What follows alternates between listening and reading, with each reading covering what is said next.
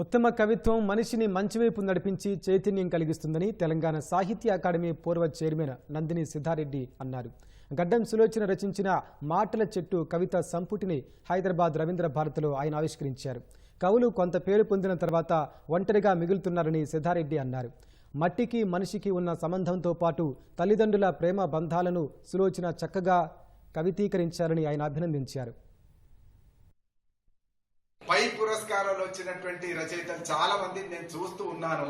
వాళ్ళందరూ ఒంటరిగా మిగులుతున్నారు. ఎందుకు ఒంటరిగా మిగులుతున్నారనంటే ప్రయాణం ప్రారంభించినప్పుడు ఉన్నంత సహృదయత, విశాలత తర్వాతి కాలంలో ఉండడం లేదు. ఏమి ఆశించకుండా తన సంపదనంతా తనలో ఉన్నటువంటి అనేక భౌతికమైనటువంటి వనరులన్నింటినీ కూడా పంచగలిగినటువంటి శక్తి చెట్టుకుంటుంది గనక ఆమె బహుశా చెట్టును తన కవిత్వానికి ప్రతీకగా వాడి మనిషే మాటల చెట్టు అని అర్థంలో పెట్టినారని నేను అనుకుంటున్నాను.